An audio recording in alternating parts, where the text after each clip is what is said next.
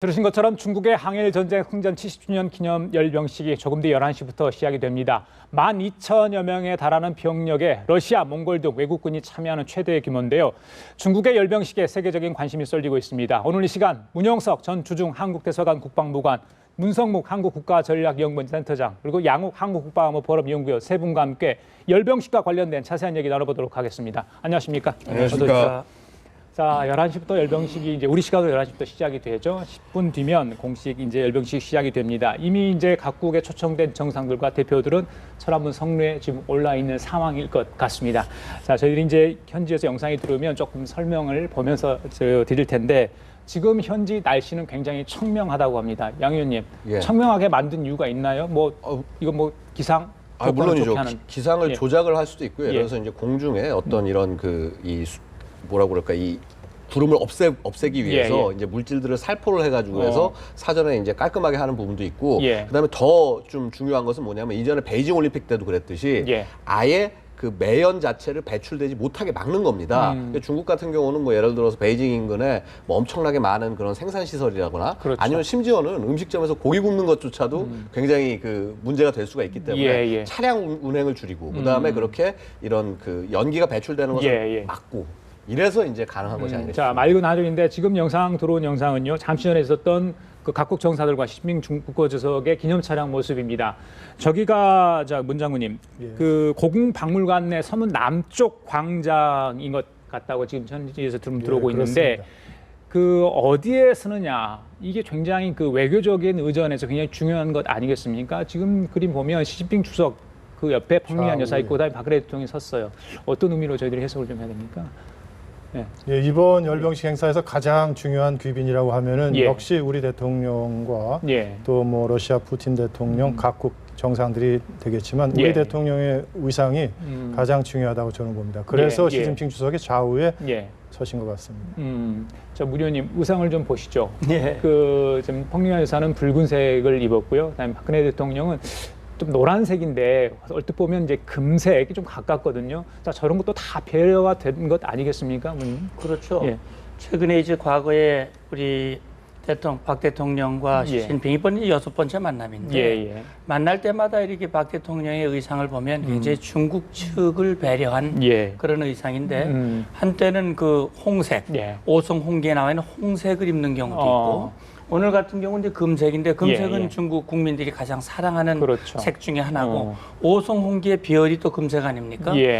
그런 점에서 오늘 대통령의 의상 하나도 중국 국민과 시진핑 주석 또 중국이라고 하는 나라 이런 것들을 배려한 그런 의상이라고 생각하시면 될 것 같아요. 지금 우리 이제 문장 예비역 준장이신데 전 주중대사관 국방부관을 최근까지 지내시지 않았습니까? 그렇습니다. 그 열병식도 과거에 했던 걸 직접 제가 이제 봤다고 좀 들었는데 지금 열병식 오늘 그러니까 열리는 열병식이 어떤 최초라는 상징적 의미가 굉장히 많다고 들었어요.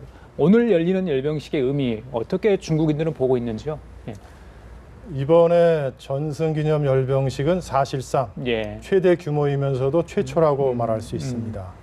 이것이 전승 70주년을 기념하고 항일 그 승리를 기념하는 그리고 중화 민족의 부흥을 그 상징하는 그러한 의미가 있기 때문에 대단히 중요하다고 볼 수 있습니다. 지금 화면이 지금 생방송으로 들어오는 그림인데요. 자,天安문 광장 앞이죠. 저희가 이제 자금성과의 중간 좀 사이인데 그 양쪽 3km가 이제 모두가 차단이 됐습니다. 사실은 이게 몇 달 전부터 굉장히 많은 준비를 1년 전부터 했다고 하죠. 그리고 그 3일, 2, 3일 전부터는 아예 계엄 상황 비슷한 상황이 연출됐고요. 창문 밖으로 얼굴조차 내밀기 못하도록 지금 하고 있고 일반 시민들은 아예 통제되는 상황인데 현지 분위기를 좀 들으신 게 있으세요? 이 정도로 삼엄하게 한 이유도 있을 거 아닙니까, 문장군? 과거에 건국 50주년, 60주년 기념 행사 때도 이만치 엄하지는 않았지만 상당한 수준의 통제와 그 통제가 있었습니다. 이번에 장안대로 천안문 중심으로 해서 좌우가 장안대로인데 우리로 보면 이제 광화문으로 보면 되겠습니다. 여기에는 말씀하신 것처럼 호텔이나 모든 관공서에 창문을 개방하지 못하고 하는 통제를 하고 그 인터넷 모든 통신 기기들도 사용하지 못하는 그 정도로 엄하게 하는데 이것은 최근 몇 년 사이에 천안문 광장에서 분신 사고라든가 또 차량 폭발 사고 등 테러의 위험, 안전에 지극히 민감한 시기, 장소에서 있기 때문에 상당히 과도할 정도의 통제가 필요하다고 생각합니다.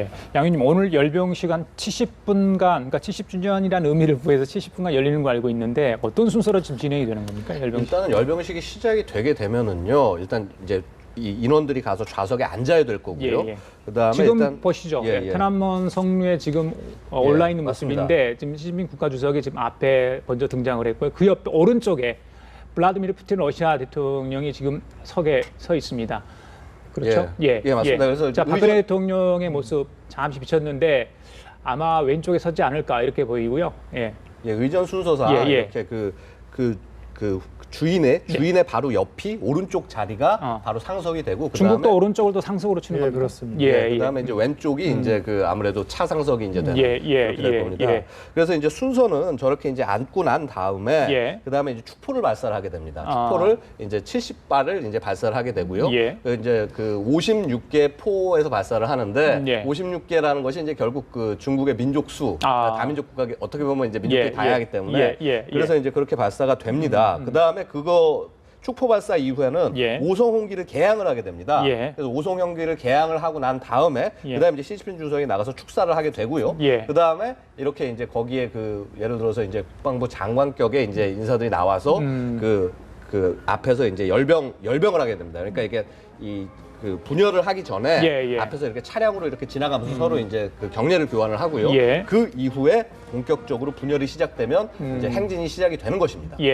방금 전에 장점인 전 국가주석도 모습도 보였고요. 후진타오 전 주석도 참석을 할 것으로 알려졌는데 이 원로들에 대한 대우도 중국은 좀 극진한 것 같아요. 뭐 어떻게 보십니까? 그렇습니다.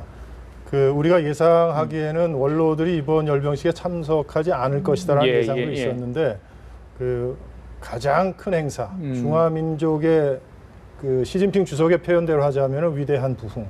그렇기 때문에 또한 시진핑 주석이 권력 기반이 공고한 가운데에서 전 장저민 주석 그리고 후진타오 전 주석들 모든 원로들까지 총동원한 것입니다. 예상하고는 다소 다르지만 이것은 굉장히 의미가 있다고 생각합니다.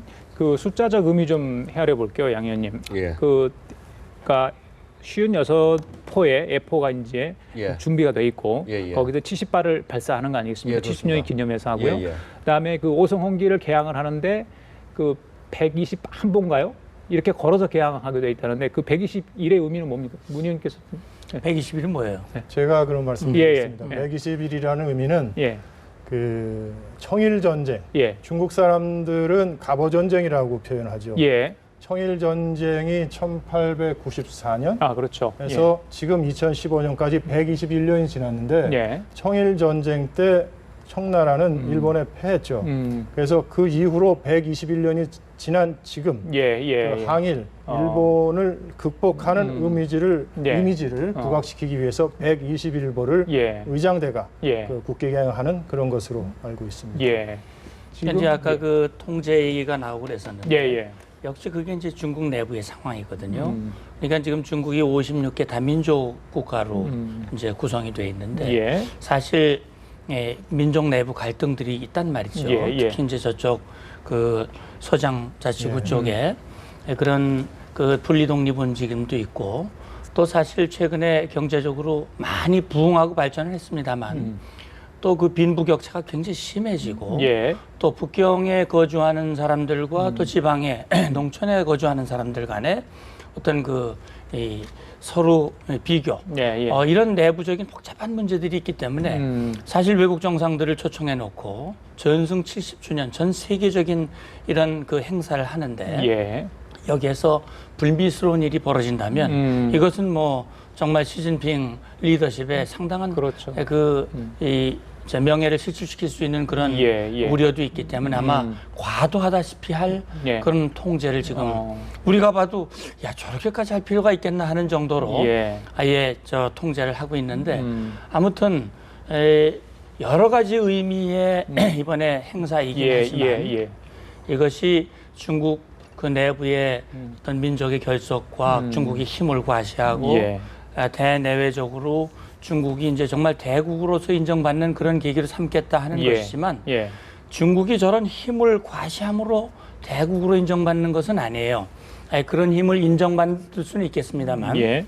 정말 국제사회에 진정한 그 평화에 기여하는 예. 국제 수준에 부합하는 그런 나라로 거듭날 때 비로소 대국의 지위를 인정받을 수 있다고 하는 것을 오늘 이 행사를 보면서 우리가 주목해야 할 필요가 있다고 그래요. 생각합니다. 양 의원님, 그 예. 볼거리가 굉장히 풍성하잖아요. 예, 일단 방금 말했지만 테나무 성루에 각 정상들이 어떤 좌석 위치에 앉게 되는지 그 예. 부분도 굉장히 좀 관심거리고요. 그다음에 그 어떤 무기들이 등장할 것인가 이런 예, 부분들. 맞습니다. 그다음에 열병식에 등장하는 여군 의장대의 예. 모습이 어떻게 비칠지 그 부분 등 여러 가지가 있는데 예. 양님 개인적으로 뭐 어떤 게 궁금하세요? 일단은 무기라는 측면에서 봤을 때는 아마 우리 국민들이 이렇게 그 2009년 그 저걸 본 적이 없기 때문에 그 예. 열병식 본 적이 없기 때문에 아마 우리 국민 입장에서 굉장히 좀 생소하실 것입니다.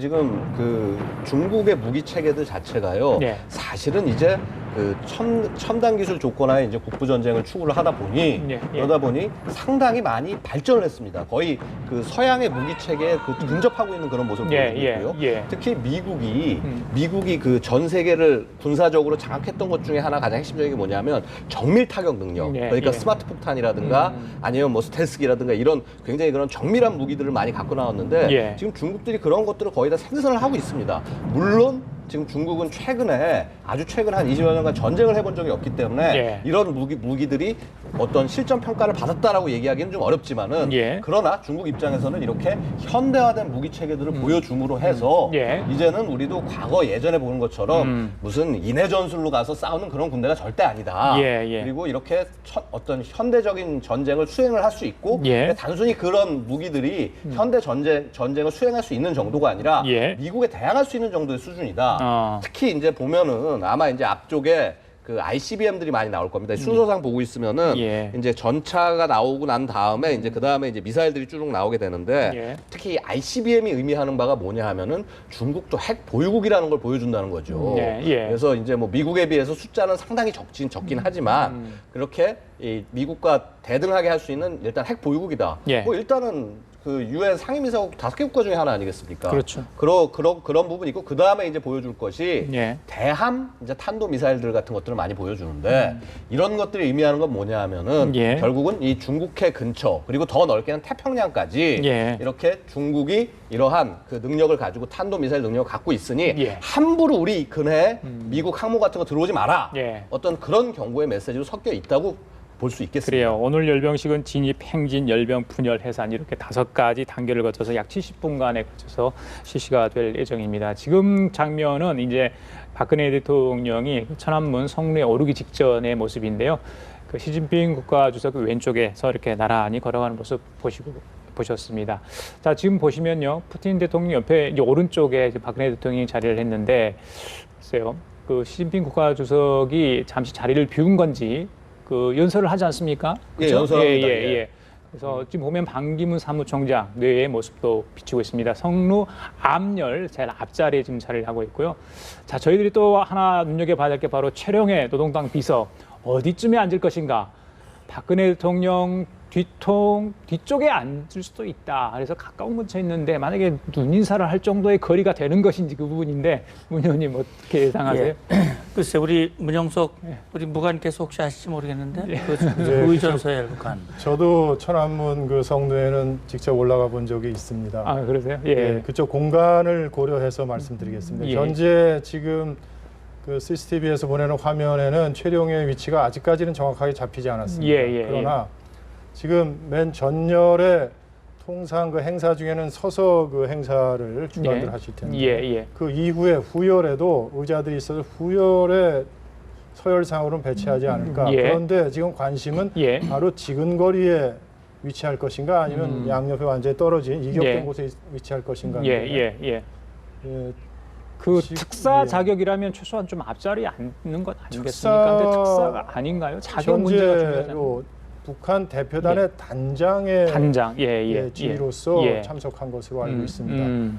예, 특사라고 하게 되면 나중에 별도의 서신이라든가 그런 것이 있을 수 있는 거. 지금은 일단은 예. 북한 대표단 단장으로서 예. 30개 대표단의 그 한 명으로서 포함이 돼 있다는 것. 예. 그거 자체만 해도 중국 정부가 우리 남북한 물론 격은 상당히 다르지만 그 상당히 의존적으로 대우하는 그런 모습으로 볼 수 있습니다. 이제 확인된 후에 다시 말씀드립니다. 그러니까 보니까 이제 5월 달에 러시아에서도 그 대독 전승 기념 행사를 했고 그때도 역시 김정은이가 가지 않고 김영남 지금 이제 명목수반으로 돼 있는 그렇죠. 김영남 최고인민위원회 상임위원장이 이제 참석을 했는데 이번에도 아마 김영남이 참석하지 않겠느냐라는 예측을 했습니다만 최룡해가 오거든요.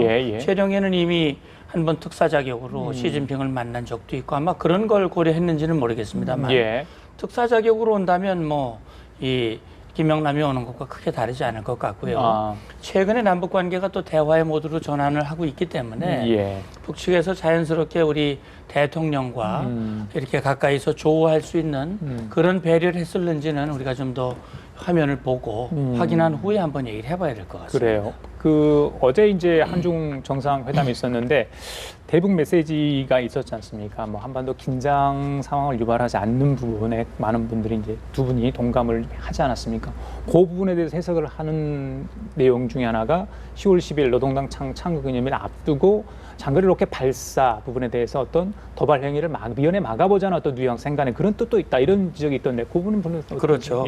그러니까 우리 한중 정상회담을 통해서 여러 가지가 메시지가 담겨져 있습니다만 대북 메시지가 가장 중요하고 또 우리가 관심을 갖는 부분이에요. 이제 모처럼 우리가 이번에 8.25 합의라고 하는 것을 통해서 긴장 국면을 이제 대화 국면으로 전환하는 그런 시점에 있는데 중요한 것은 이런 대화의 국면이 확대되고 정말 이번에 합의한 대로 남북 관계가 발전하는 그런 어떤 속도를 내기 위해서는 북한이 도발하면 안 되거든요. 그 도발이라고 하는 것은 합의서 사망에 명시되는 비정상적인 사태가 되는 거예요. 그래서 이번에 그 한중 간에도 우리 대통령께서 시진핑 주석에게 이번 사태 해결 과정에서 중국의 역할을 참 감사하다 말씀을 전했고 역시 그 합의한 그 표현 내용에 보면 어떠한 긴장을 고조시키는 행위를 반대한다라고 하는 것은 금방 우리 남현우 앵커께서 말씀하신 대로 10월 10일 북한도 당 창건 기념 행사를 하게 되고요. 북한으로서도 당 창건 70주년이거든요. 제가 듣기로는 김정은이가 이번 시진핑 이 주석 행사보다 더 크게 해라. 그래서 지금 대대적인 준비를 하고 있고 그래서 어쨌든 김정은이도 정말 자기가 세계적인 리더십이 되고 싶은 그런 마음. 그것 때문에 인공위성을 자기들 말로 인공위성, 장거리 미사일을 그럴 가능성이 어느 때보다 높아 보이는데 거기에 대한 확고한 그 제재 입장. 다시 말하면 그 표현이 유엔 안보리 결의한 내용과 거의 유사하기 때문에 역시 그렇게 한다면 안보리 제재가 다시 발동되고 좀 더 강한 수위의 제재가 갈 수밖에 없다라고 하는 것을 경고하는 그런 메시지가 담겨져 있다는 생각이 듭니다. 자, 양 의원님, 그 여러 가지가 나오는데 그 100%가 다 이번에 나오는 게 다 중국산 무기입니까? 그중에 완전히 100%는 아닙니다. 왜냐하면은요 중국의 무기 체계들 중에서 상당 부분들 그러니까 예를 들어서 전투기들 같은 경우는 중국산도 있지만은 지금 이제 러시아에서 예를 들어서 면허 생산하는 제품들도 많이 있습니다. 그래요? J-21이라고 공군의 주력 전투기가 있고요. 그 다음에 J-15라고 그 지금 이제 항모에 실는 이제 그 저게 있는데 그 함재기가 있는데 이건 다 이제 그 러시아 수호위사의 제품을 이제 면허 생산을 한 것입니다. 그 이후에도 이제 여러 가지 것들이 있는데 근데 상당 부분 국산화가 됐다고 보시면 됩니다. 전차부터 시작해서 장갑차들 이런 부분들이 대부분 국산화가 돼 있고요. 그 다음에 이제 전투기도 예를 들어서 J-10이라고 해서 중국 자국산 전투기가 있습니다. 이제 이런 것들은 2007년부터 본격적으로 배치가 시작이 되어 있는 상황이고요. 그 이후에 예를 들어서 뭐 ICBM이라든가 IRBM 등 이런 미사일류 같은 것도 뭐 사실 뭐 다 자국산이라고 볼 수 있습니다. 그런데 중국의 가장 큰 단점 중에 하나가 뭐냐면요. 이런 비행기나 이런 것들이 날아갈 때 제일 핵심적인 기술은 역시 엔진, 그다음에 레이더 이런 기술들은 사실은 다 러시아에 의존을 하고 있습니다. 그래서 그 상당히 국산화율이 어느 정도 높다라고 하지만은 그럼에도 불구하고 핵심 기술들은 대부분 러시아에 의존을 하고 있기 때문에 그래서 그것이 이제 중국의 약점 중에 하나다라고 평가를 하고 있고 그런 의미에서 중국과 러시아 간의 어떤 군사 협력이 긴밀할 수밖에 없는 이유도 거기에 있다고 하겠습니다. 자, 장군님, 간혹 보면 이런 그 외국에 나가 있는 무관부를 이제 초청을 해서 어떤 큰 뭐 행사에 뭐 무기를 공개한달지 시연을 한달지 이런 것도 하잖아요. 과거에 그런 행사에 참석해 보셨나요? 중국의 어떤 군사력에 대한 어떤 느낌 어떻게 받으셨어요? 계실 때?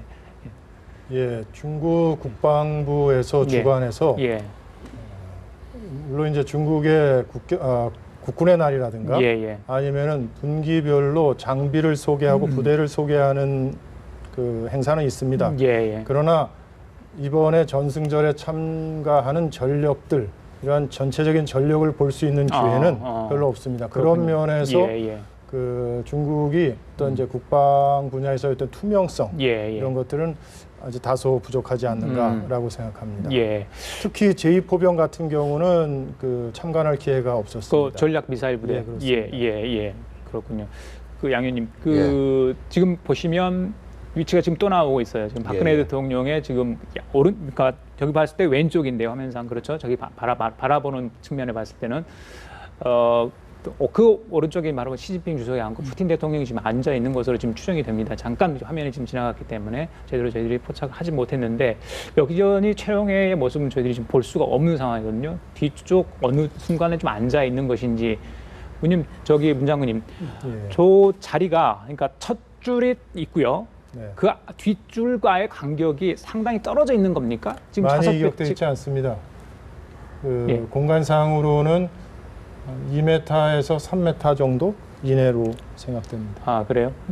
그럼에도 불구하고 아직 그 최룡의 모습은 보이지 않는데 현재까지 우측에 그 중국 원로들의 모습은 성루에서 아직 그 카메라에서 잡아주지 않고 있습니다. 우측에 그 장저민이라든가 후진타오 등이 위치할 것으로 보입니다.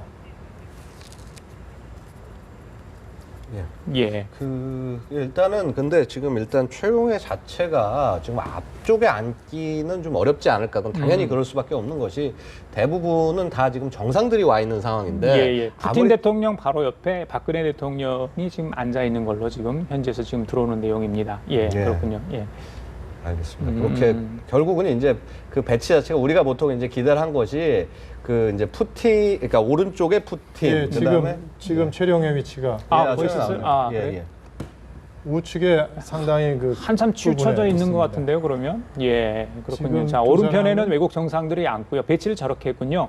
왼편에는 중고위 인사 이렇게 자리를 한 것 같습니다. 그러니까 뭐 양쪽에 나눠서 이렇게 정상들을 배치하는 게 아니라 오른편에는 외국 정상. 그래서 가장 가깝다고 할 수 있는 러시아 푸틴 대통령을 사실 가깝죠, 러시아하고는. 그렇죠. 지금으로서야 뭐 이제 중국과 러시아, 특히 러시아 같은 경우는 중국과 하나가 되어서 이제 뭐 아시다시피 크림반도 분쟁 여러 가지 그런 걸로 인해 가지고 국제사회로부터 거의 고립돼 있고 미국과도 상당히 척이져 있는 그런 상황 속에서 중국과 단합된 모습을 과시하는 것이 러시아로서도 필요하고 또 중국으로서도 금방 얘기했듯이 여러 가지 분야에서 러시아가 필요하고 원래 역사적으로 보면 또 중국과 러시아는 소련은 함께 해왔던 갈등과 이 맹방이라고 하는 그것이 공존해왔던 그런 관계였죠. 게다가 이제 지금 푸틴이 제가 볼 땐 바로 시진핑 옆에 앉을 수밖에 없는 것이요. 지난 그 5월에 그 러시아 전승절 때 보면은 바로 그 시진핑이 또 푸틴 바로 옆에 앉았습니다. 그만큼 이제 이전에 대접받은 것이 있기 때문에 당연히 지금 자리는 옆자리에 갈 수밖에 없는 것이고 그 다음에 뭐 아까 지금 설명하듯이 이제 이렇게 왼편 쪽으로는 시진핑의 왼편 쪽으로는 이제 그 국내 인사들이 앉게 되기 때문에 그래서 결국은 오른쪽에 이제 예를 들어서 그 외국 정상이 앉는다 그러면은 그만큼 예를 들어서 거의 푸틴급의 대접을 지금 우리가 받고 있다 이렇게 보셔도 되겠습니다. 지금 보시죠. 지금 계속 나오고 있습니다. 자, 푸틴 대통령 그리고 박근혜 대통령. 자, 지금 중앙아시아 제가 지금 정확히 얼굴이 지금 기억이 안 납니다만. 중앙아시아 국가들. 그렇죠. 아마 우즈벡 카자흐스탄 우즈벡 그다음에 이제 그 반기문 총장께서 하신 것 같고요. 바로 뭐 중국하고 인접해 있기 때문에 그런 뭐 좌석 배치를 하지 않았나 이런 생각을 좀 해봅니다. 자, 이 좌석 배치 가지고 여러 해석이 좀 나왔습니다만은 저런 식으로 이제 의전을 한 것으로 저희들이 봅니다. 지금 촬영에는 첫 줄 중앙에서 떨어진 끝부분에 자리를 했다 이런 내용이 들어오고 있습니다. 역시 뭐 같이 대면 내지 조우를 할 수 있는 그런 기회는 없을 것 같네요. 저기 막내에서는 어떻게 보십니까? 글쎄 뭐 우리 대통령께서 일부러 찾아가서 인사를 하지 않으시는 상 퇴장하면서 자연스럽게 조우를 하실 수는 있겠죠. 그래요? 그러나 지금 배치상으로 보면 저 상태에서 이렇게 만나기는 쉽지 않을 것 같은 느낌이 드네요. 저기 문장훈님, 지금 보면 일부는 이제 선글라스를 끼는 분도 있고요. 그냥 지금 하지 않은 분도 있는데 저 위치가요. 저것도 다 예. 고려된 거 아닙니까? 예, 그렇습니다. 그렇죠. 바라볼 수 있는 가장 좋은 최적의 가장 좋은 장소고. 위치입니다. 예. 지금 공간적으로 천안문이 있고 예. 천안문에 지금 정면에 모택동 기념관, 우측에 인민대회당, 앞 그 좌측에는 혁명박물관이 예. 있습니다. 예. 지금은 국가박물관이라고 하는데 예. 그러한 공간이고 그 아까 말씀드린 것처럼 시진핑의 좌측에는 예. 전직원로 그리고 중앙군사위원회 지금 보시면 저 또 수렁의 잘 끝에 있네요. 예. 수건 가지고 닦는 사람 같은데. 바로 예, 네, 방금 잠깐 비쳤습니다. 예. 뭐 한참 끝에 있는데요.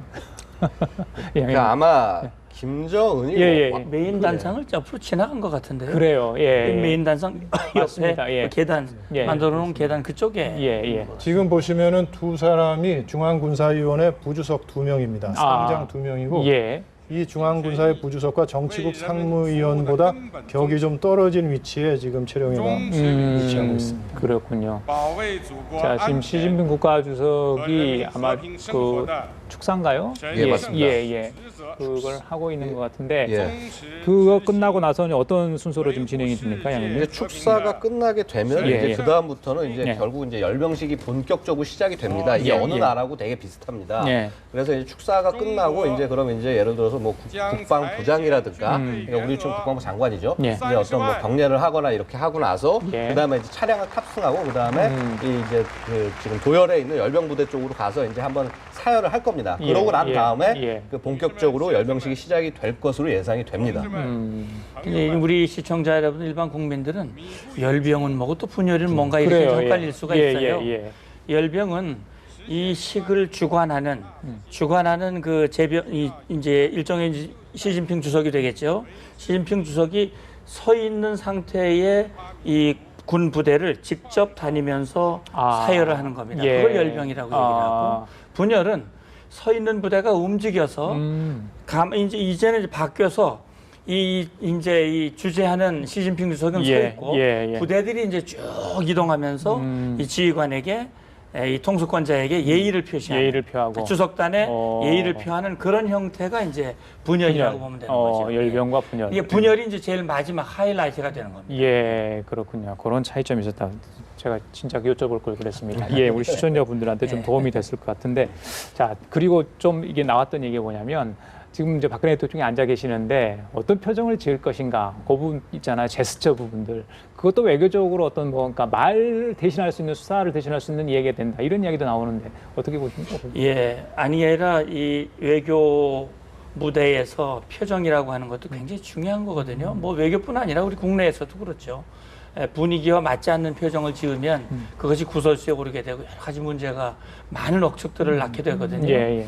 지금 대통령께서는 이 시진핑이나 중국 국민을 생각하면 좀 화난 그런 모습을 지으셔야 되겠지만 역시 그것을 바라보는 미국이나 일본이나 또 이런 쪽 입장을 생각하면 또 그렇게만 하기도 어려운 이제 그런 상황에 있기 때문에 아마 우리 대통령께서 그런 것들을 고려한 그런 이 표정이나 또 발언이나 행동이나 아마 그렇게 절제된 여러 가지를 고려한 그런 걸 하시지 않을까 하는 생각이 듭니다. 아직은 뭐 이게 클로즈업에서 나오지가 않기 때문에 잘 모르겠습니다. 그러니까 아마 특유의 이제 옅은 인자한 그냥 작은 미소 정도가 아마 미소 가장 제일 적합한 것이 아닌가. 어쨌거나 그 중국의 행사이기 때문에 거기서 인상을 쓸 수는 없는 일이고요. 그렇다고 해서 환하게 웃으면서 박수를 칠 수도 없는 일이고 당연히 그럼 거기에 간 손님의 자격으로서 그냥 담담하게 그냥 이렇게 담담한 미소 정도를 보내주시는 게 아마도 가장 좋지 않을까 싶습니다. 그래요.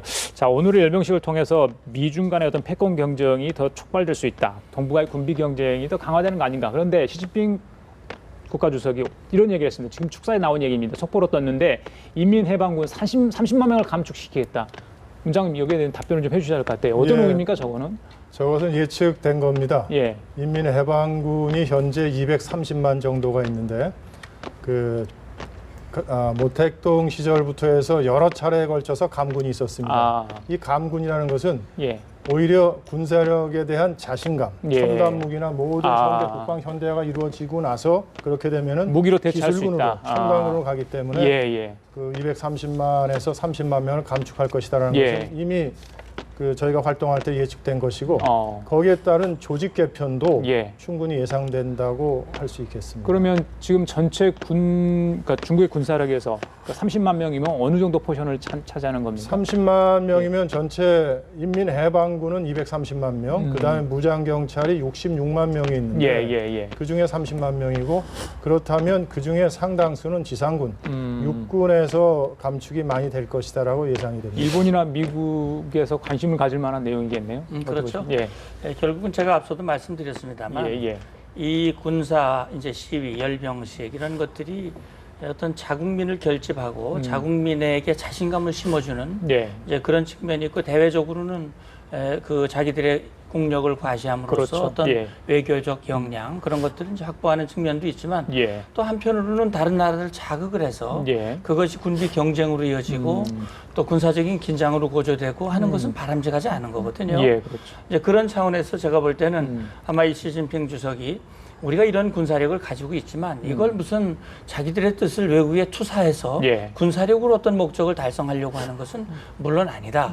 우리는 평화를 지향한다라고 하는 메시지를 주는 그걸 행동으로 보여주는 하나의 제스처로서 30만 기계획된 것이지만 이 기회를 통해서 이제 발표를 한 것이고 적어도 우리가 중국 입장에서 우리 중국이 군사력을 가지고 뭘 하지는 않겠지만 그러나 우리의 국익을 해치는 일이 생긴다면 우리는 이런 것을 가지고 우리의 이익을 지켜내겠다라고 하는 것을 과시하는 것이기도 하기 때문에 그런 점에서 우리가 이제 주목할 필요가 있고 그것이 여러 가지 우리의 국익과도 부합되는 부분도 있고 상치되는 부분도 있고 그렇습니다.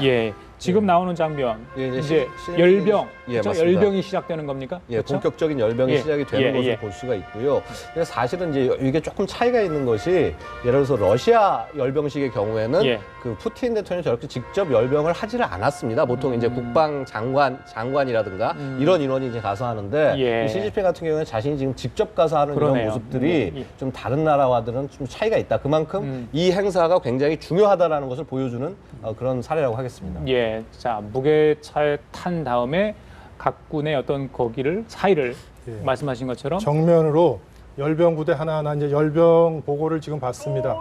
지금 보고자는 상장, 우리로 말하면 이제 대장입니다.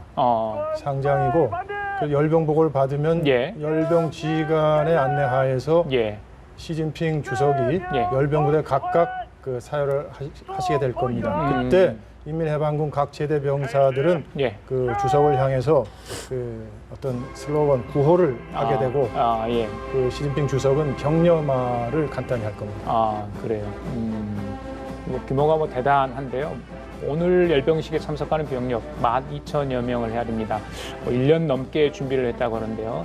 자, 420여 무기, 장비, 인력과 장비, 전투기는 200여 대가 넘고요. 굉장히 많은 이제 무기와 장비와 이제 군사 무기들이 등장할 것으로 보이는데 굉장히 장관이고 중국민들도 저거 모습 보면서 굉장히 자랑스러워하지 않을까. 아까 1894년 창일전쟁부터 121보 행보도 좀 하지 않았습니까?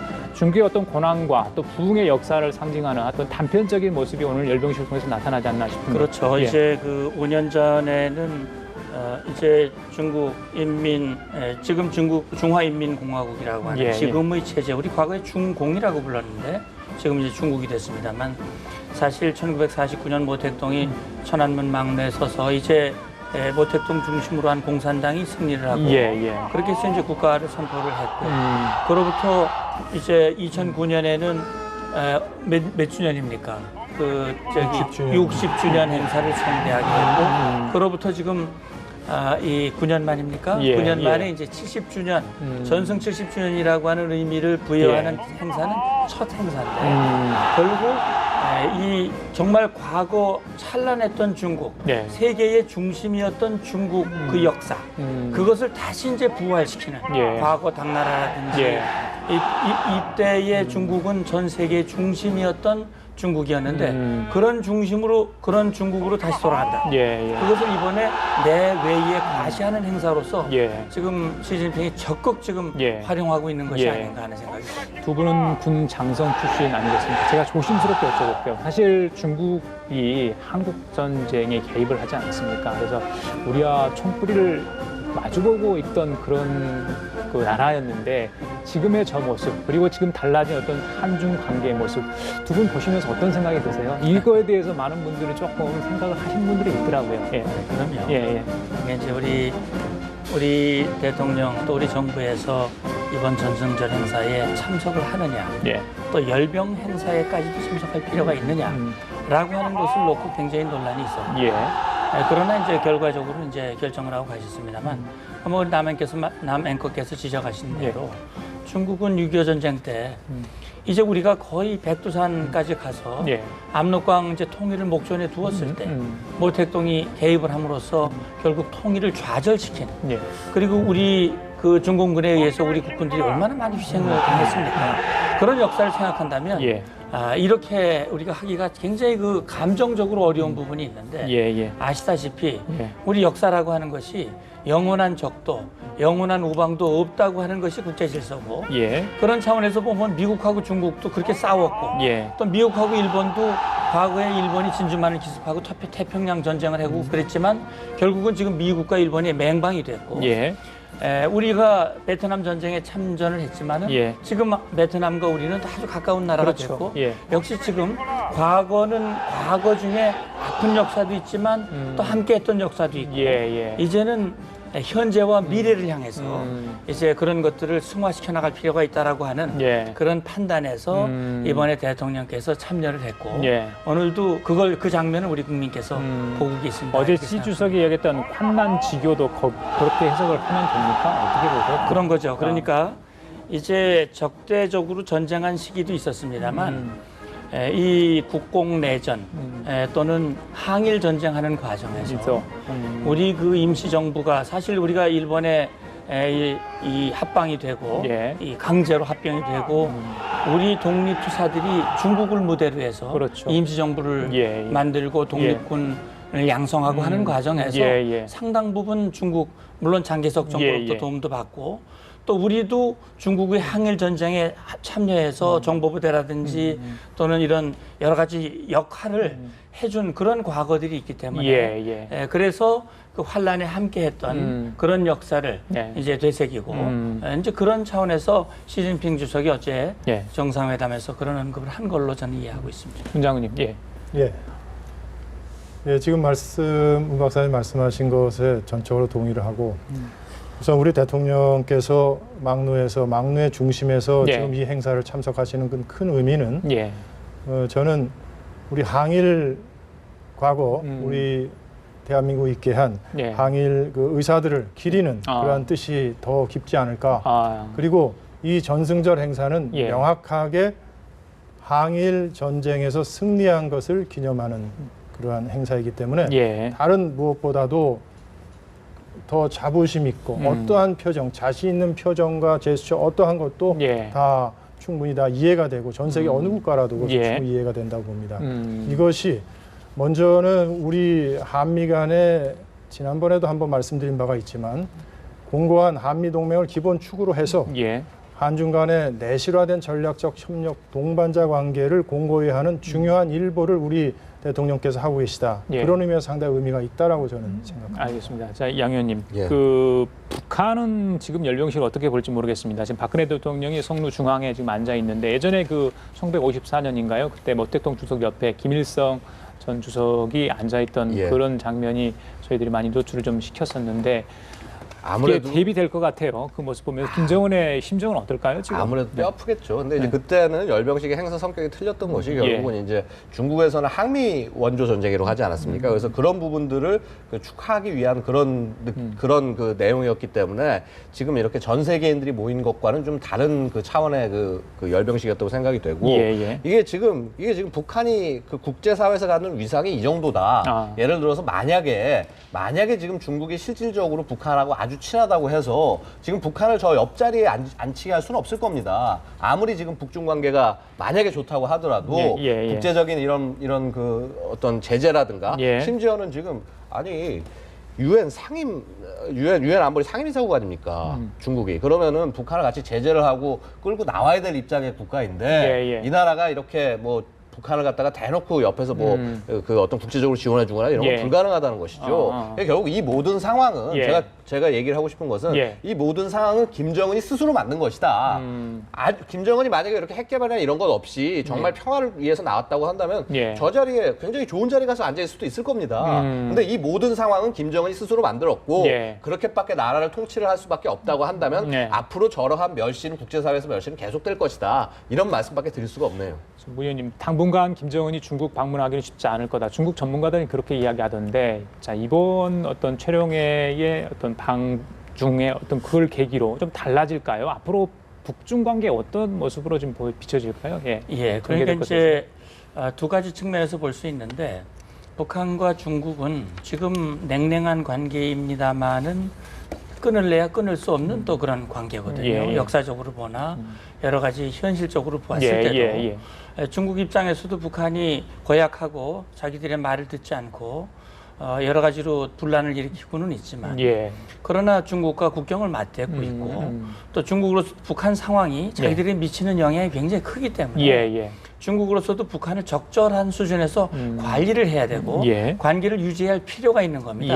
그런 차원에서 최근에 그 리진군 대사가 우리 북중 관계는 변함이 없다. 우리는 확고하다.